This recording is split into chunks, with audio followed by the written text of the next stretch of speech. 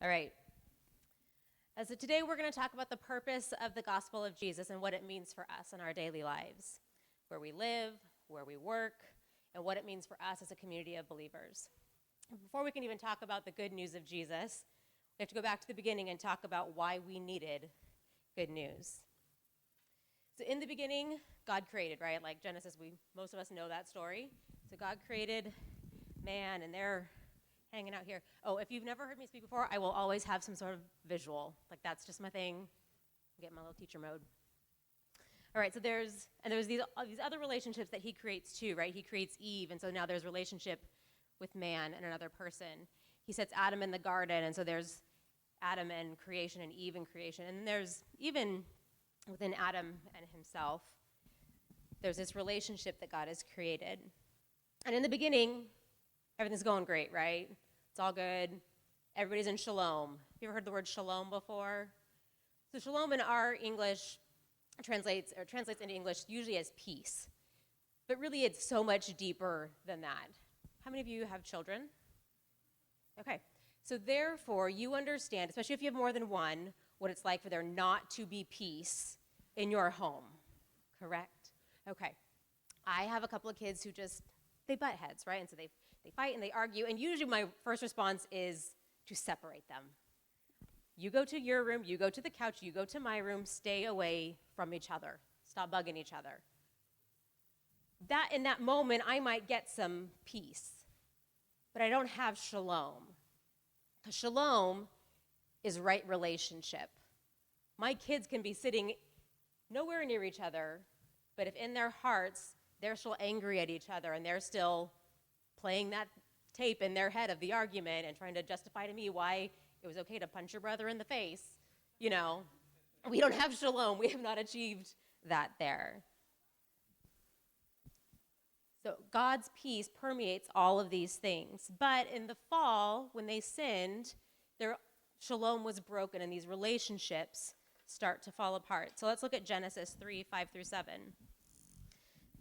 God knows that your eyes will be opened as soon as you eat it, and you will be like God, knowing both good and evil. The woman was convinced. She saw that the tree was beautiful and the fruit looked delicious. And she wanted the wisdom it would give her. So she took some of the fruit and ate it, and then she gave some to her husband who was with her, and he ate it too. At that moment, their eyes were opened, and suddenly they felt shame at their nakedness. So the first relationship is broken.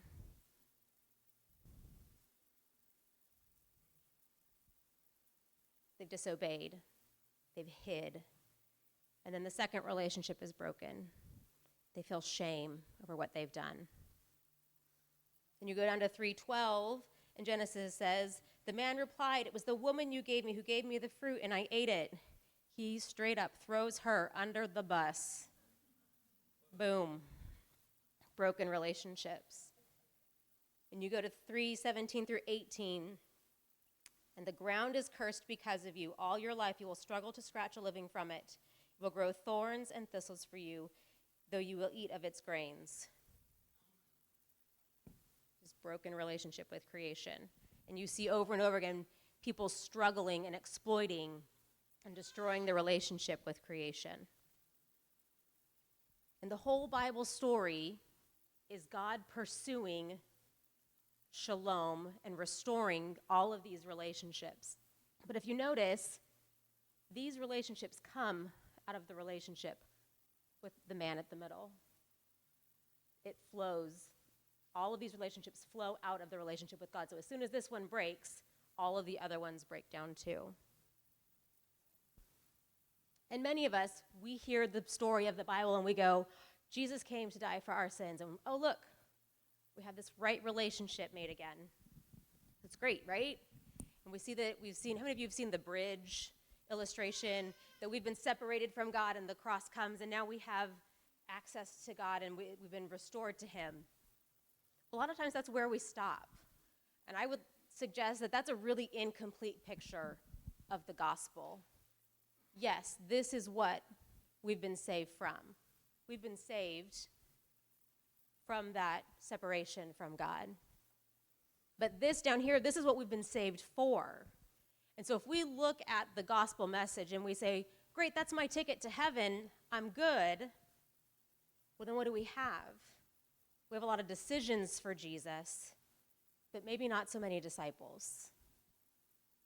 It's like looking at the Star Wars trilogy, or not trilogy, the whole canon of Star Wars. Star Wars fans in here, where are you? Yes. That's like saying, I saw Star Wars in 1977 and I get the whole story. No, that's not quite how that works. Some people, not so much the fans of the first episodes 1, 2, 3, right? Some people not fans of the Old Testament. Like they see that as like, I would rather hang out and start, where all the good stuff happens. Salvation. But even staying there and going the resurrection of Jesus and he saved us, we miss the big picture of what happens after that. And so we are called to live and have a purpose that God has called us to. So what is our purpose? Well, Jesus says that his purpose in Luke 4, 18 through 19, he's quoting Isaiah. On the screen, you're going to have the NIV version. I'm actually going to be reading the Amplified because I like that they put in some extra words that help clarify some of the meanings here. It says, the Spirit of the Lord is upon me, the Messiah, because he has anointed me to preach good news to the poor. He sent me to announce release, pardon or forgiveness to the captives, and recovery of sight to the blind, to set those free who are oppressed, downtrodden, bruised, or crushed by tragedy, to proclaim the favorable year of the Lord, the day when salvation and the favor of God abound greatly. If we are followers of Christ, then his mission is our mission. The Great Commission, Jesus passes the torch to us.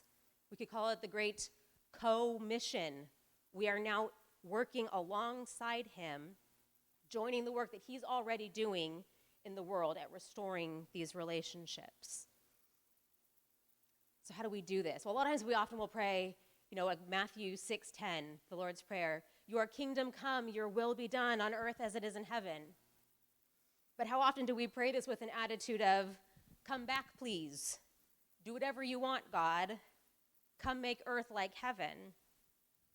But in this verse, the word kingdom comes from the Hebrew word basileia. And so basileia, or basileia, is not a place. It's not a place where God is that he's going to bring back to us. Kingdom is the royal power.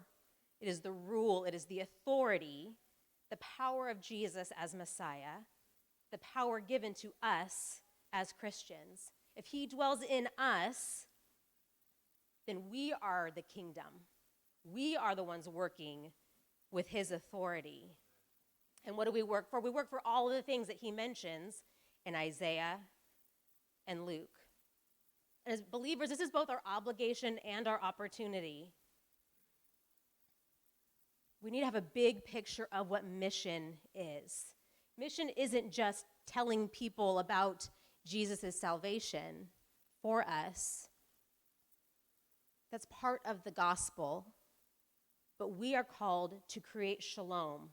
We are commissioned to restore and repair the brokenness in this world through our relationships with others. Very few of us are called to vocational ministry. Most of us maybe spend 2 hours a week in church.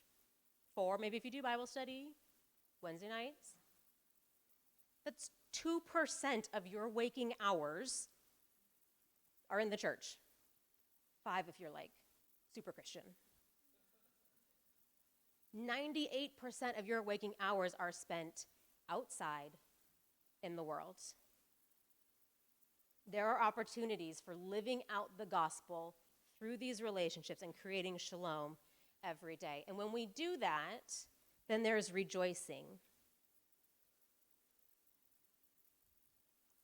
The righteous is just, God calls us his righteousness.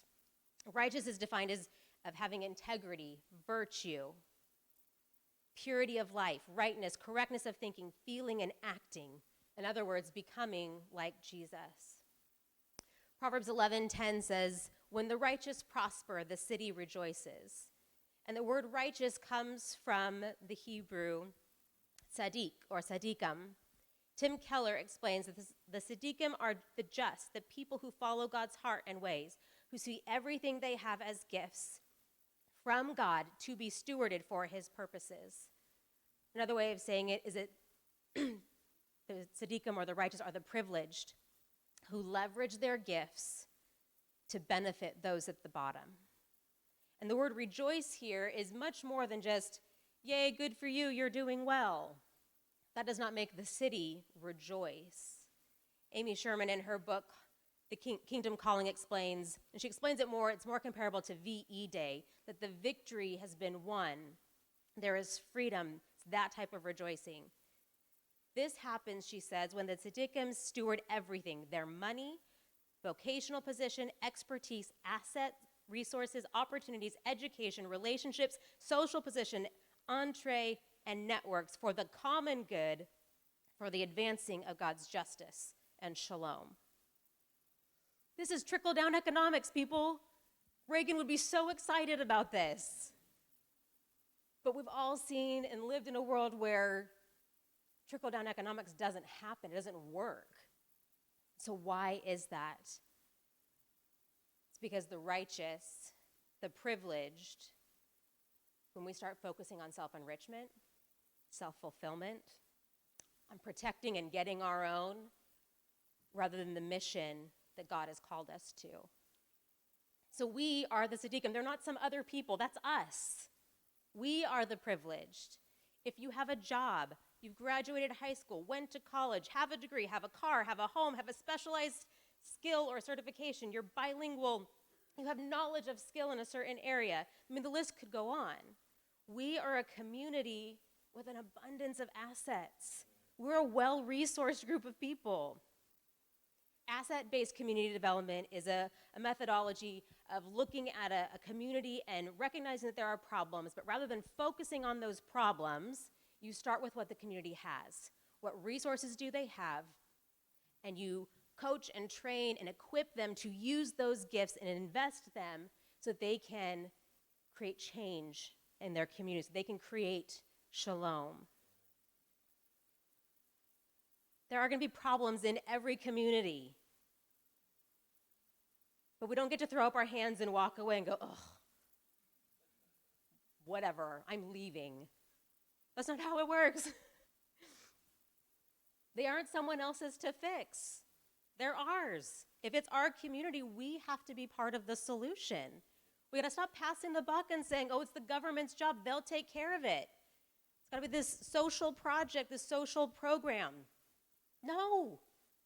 It's our responsibility. After all, 80s kids, are you ready? If there is a problem, thank you. The joke totally fell flat when I tried it on Jeff last night. I was like, come on. If there is a problem, we will solve it. We don't get to keep passing that off to somebody else and expect them to fix it.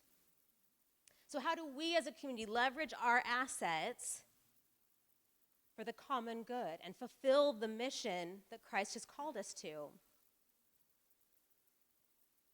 One, we ask ourselves, what does he care about?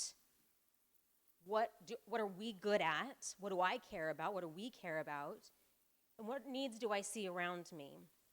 This is called the sweet spot. This is where God's priorities intersect with our gifts and passions, and they meet the world's needs.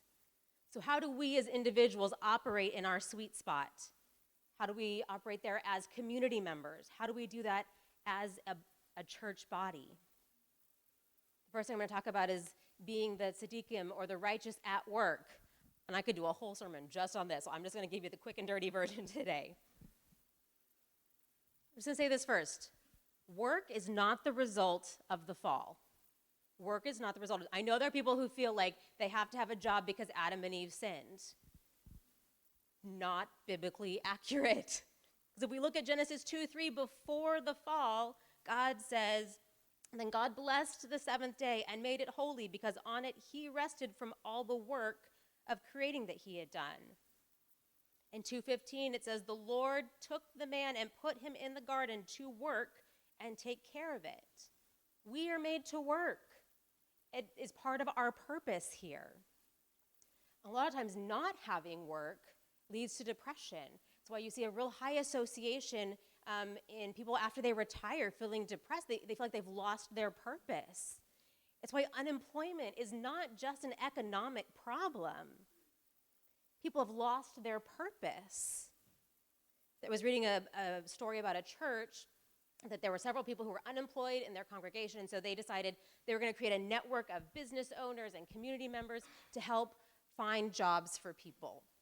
And what they found was way more important than just this network of finding jobs, that this became a support group of helping people deal with the shame and low self-esteem that came from not having work, that often prevented people from pursuing getting work. They'd given up. And so this is part of God's mission. And your work adds value to the mission, and not just so you can tithe. Your job is not go make money so you can give money to the church. I'm going to come back to tithe in a minute, but you're off the hook for the moment. Your job has intrinsic value and can advance the kingdom and bring shalom. And I don't just mean like the helping professionals. It's easy to see where teachers and medical professionals and police and firefighters, we see those as service and helping people, and those are very kingdom-minded things. But I want to tell you a story about Dan Blevins. Dan Blevins was a paper chemist at Dow Chemical.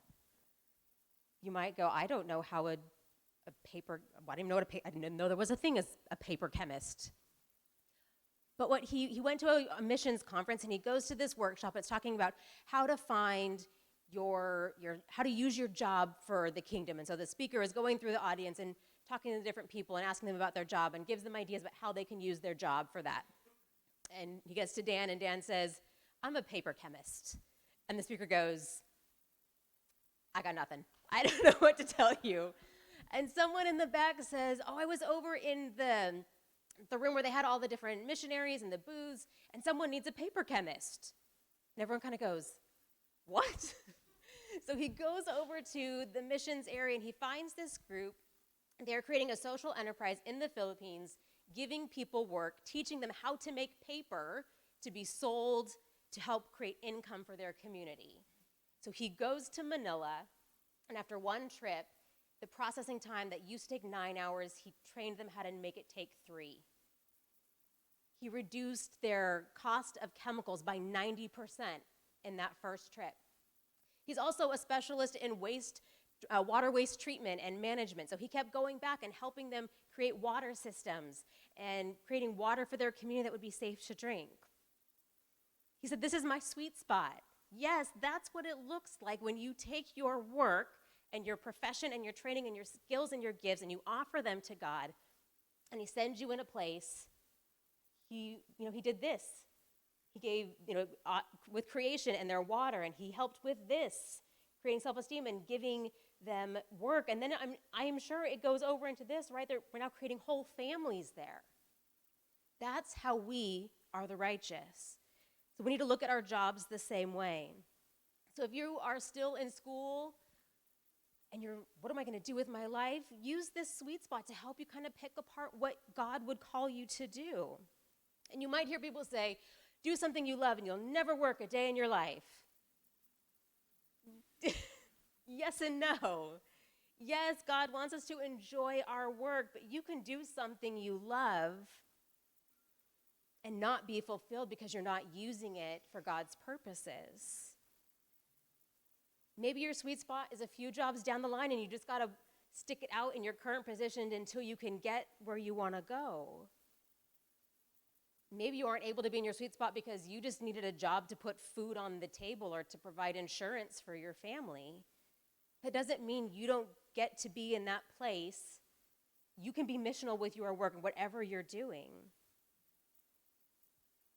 Maybe in your job, maybe it contributes to any of these broken relationships, and you need to do an assessment of, should I really be in this job if this is what I see it creating? Either you get out or you ask God, show me how to make this better. Show me how to change where I work to create shalom in relationships.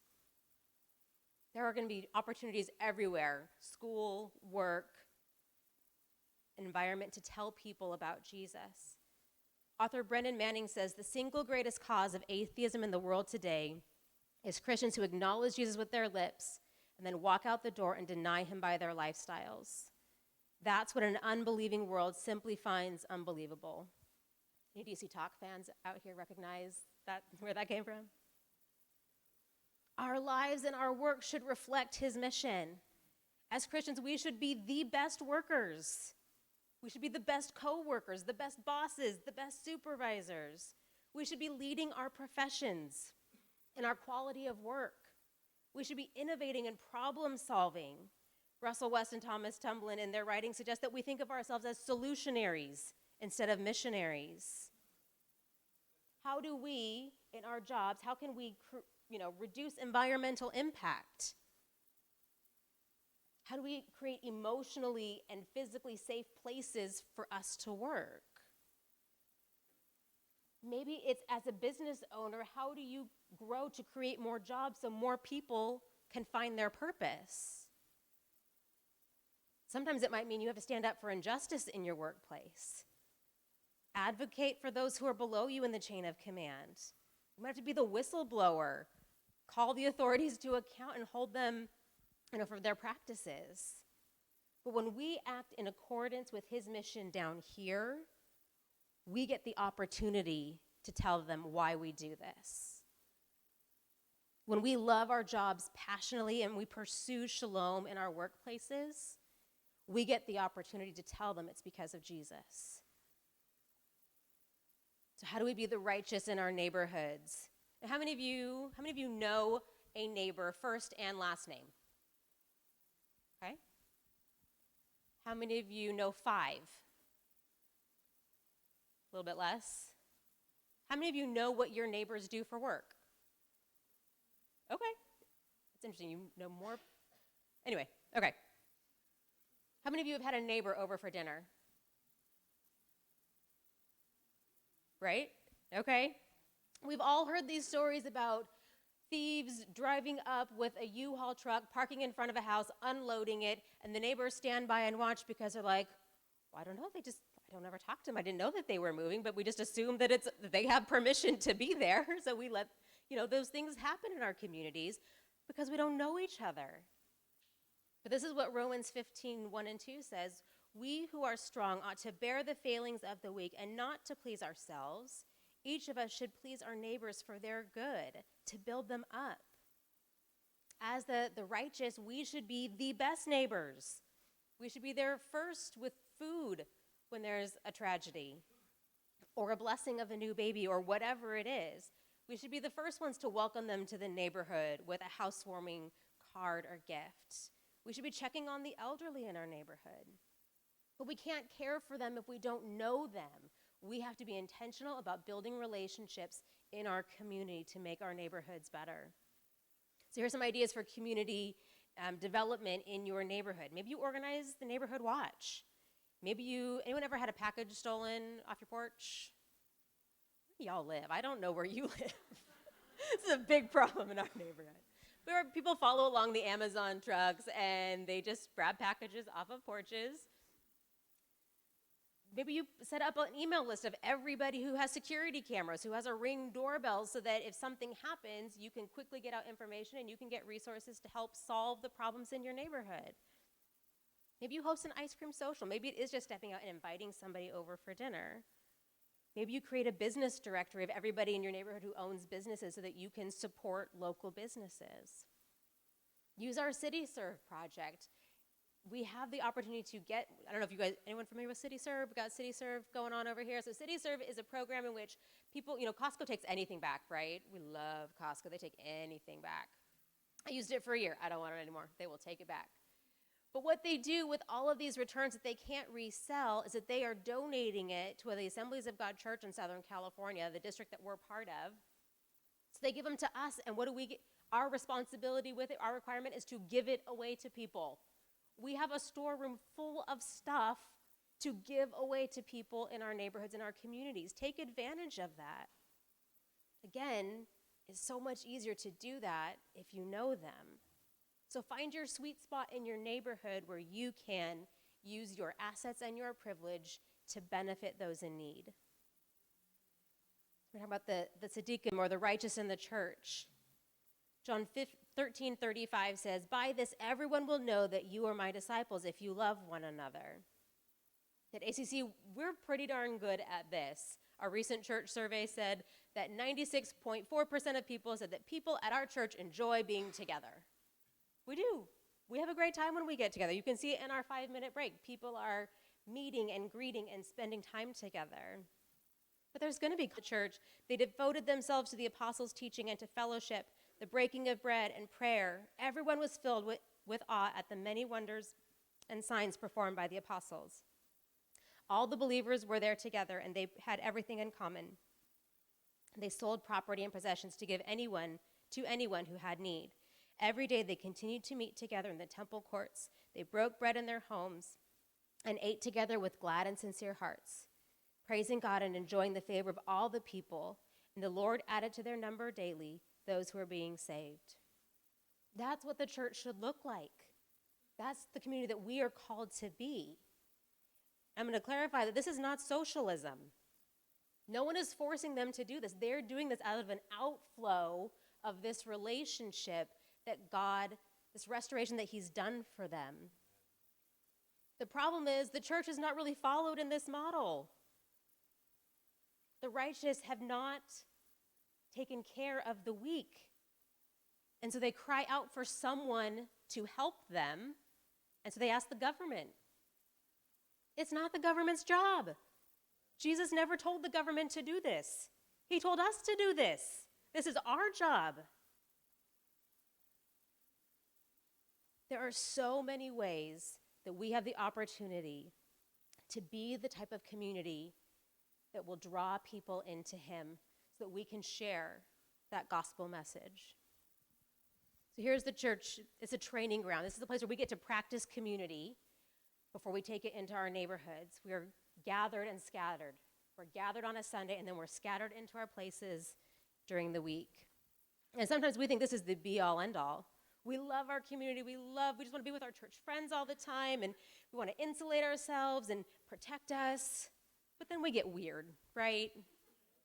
We start to forget what it was like before we knew Jesus. We start to lose our relatability. We start to look more like a cult than an inviting community. Remember that we are gathered for only 2% of our week and scattered for 98%.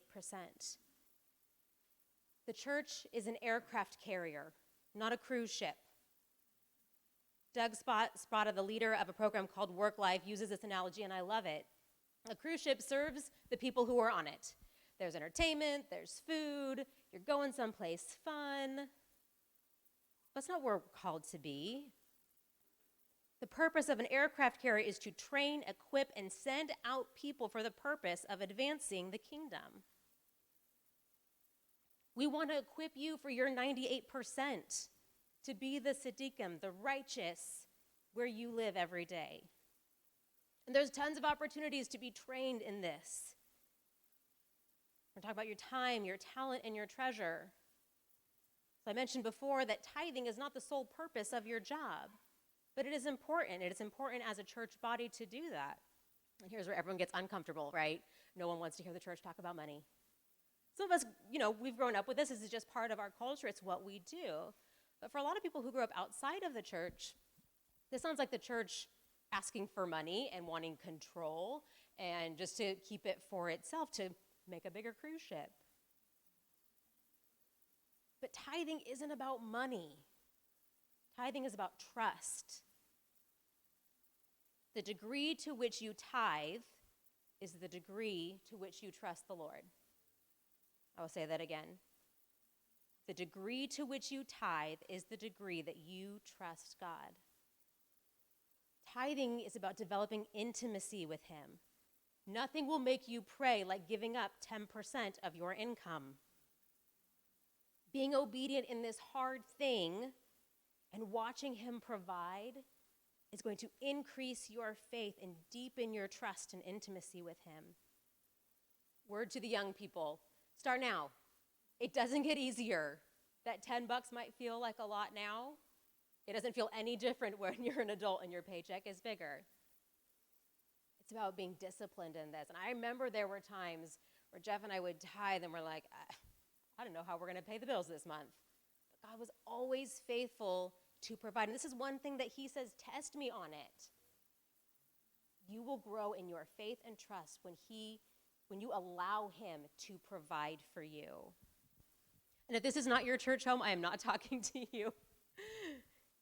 This is a word for the people who call this church home.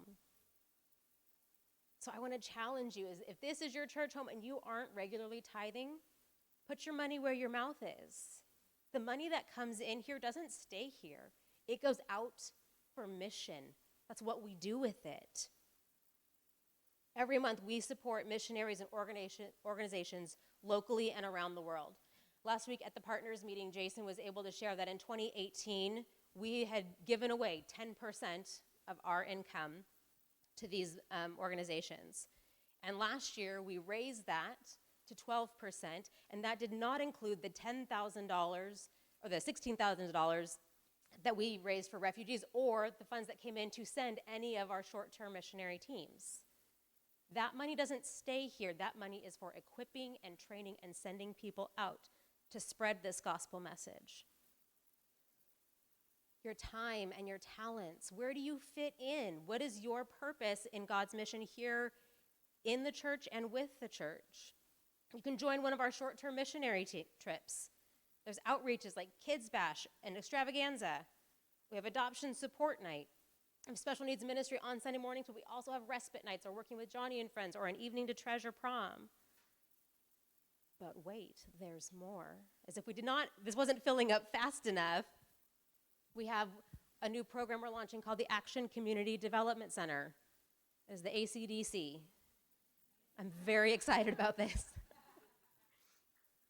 The ACDC is the sweet spot for our church. You've probably heard about this when we first launched. We all sat around a room and we said, okay, what are the things that we care about? What skills and gifts do we have? And the things we came up with were adoption and theater and special needs. And we said, I don't know how all those go together, but that's what we have and that's what we're good at and that's what we love. And we know that those are God's calling, so we're going to do that. It was really easy.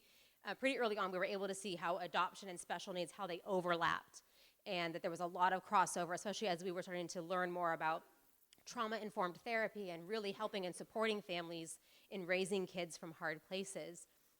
And as Jay was studying last fall to do a message on trauma, he found that theater is a very effective form of trauma therapy. And we all kind of went, it was 8 years, but God revealed to us that those things were not random things we all just threw in together. Those were our gifts and callings that he was specifically building up for his mission to create shalom in relationships. So what ACDC looks like, it's this, again, we don't know how it's all going to work, but we're trusting that this is the vision that he's given us. So the ACDC includes Action Community Theater, which we launched in December. It's also going to include for-profit businesses. So we're starting a screen printing business. And everyone was like, I was with you until you said screen printing, and now I have no idea where you're going with this. We have someone in our church, his name's Mike Schutz. He is trained and skilled screen printer. So we said, well, what does it look like to take that gift, that training, and say, you know what, we're going to create a business. And this business is not just for profit. It will turn a profit, but the goal is to provide job training for people who have barriers to employment, specifically those in our two target groups of adoption and special needs. So the kids who have special needs, adults with special needs, the unemployment rate is astronomical. They need places where they have bosses who will love them, be patient with them, train them, and give them employment, because we want this. We want them to be in relationship. We want them to have purpose and value, and their work will contribute to that. Same thing with kids who have been in the foster care system. A lot of times they have not been able to get the skills because of whatever situation they come from to be ready for jobs. And so we want to provide a place where we, as people who are skilled and knowledgeable about foster care and trauma-informed therapy, that we are the best place for them to get job training.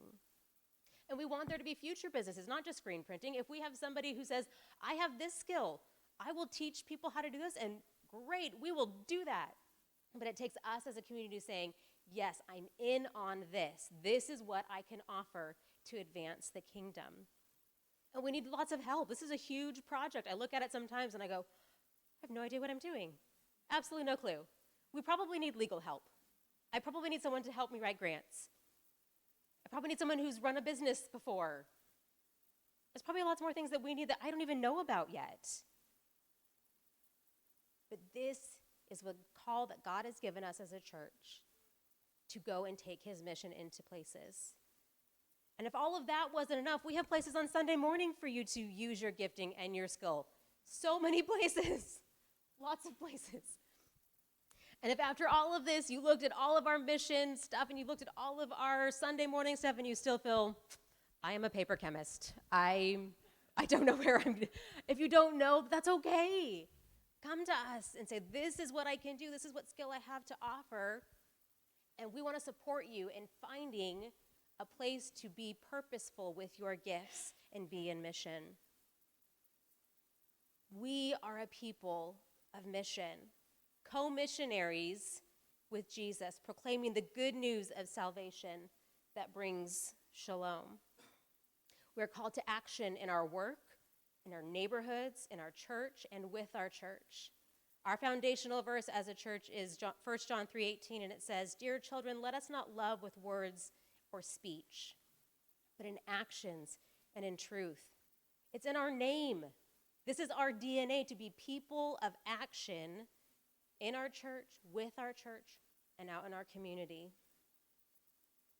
We've been living it out for 8 years, and we have never let the number of people, the size of our body, or the size of our space deter us from advancing the kingdom. And God has been faithful to increase our body and new people coming, and our space has even grown since we first moved in here. But we're at a crossroads in our mission. We are at max capacity. A room, people, when they walk into a room, if it's 80% full, it feels too full. It feels like there's no space for them. New people are not going to come sit in the front row, unfortunately. It's a very sad state of affairs up here. But they don't feel comfortable. We have no more parking. People will drive in, and if they don't find a place to park, they'll leave. Our kids' classes are at capacity. We want to offer more Bible studies and training and equipping times. We have no more places to do that on a Sunday morning. We're growing in this calling and this dream and God has given us, and we're eking it out. We've carved out a corner of the garage for Mike to screen print t-shirts in. The poor guy has no air conditioning. It's going to be so hot in there. We need a bigger aircraft carrier. This is the testing of our faith, though. And have the worship team come on up.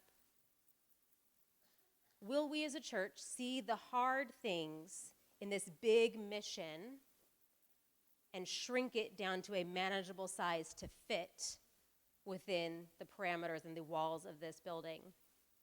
Or are we going to look for creative solutions? Search high and low for a new place, use our skills, our resources, our connections, do our due diligence, and pray like crazy for God to perform a miracle and open doors for us.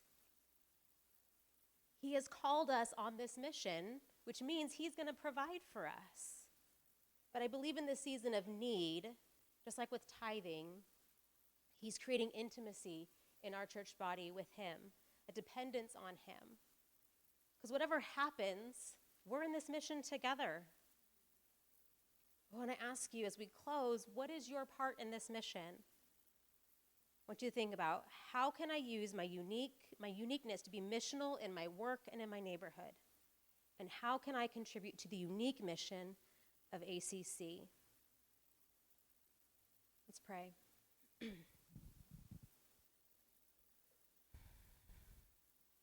Lord, forgive us for making small the gospel, for making the gospel about our salvation, our ticket to heaven, when really you have so much bigger plans for us. Forgive us for hoarding our resources and holding them and keeping them to ourselves when you have called us to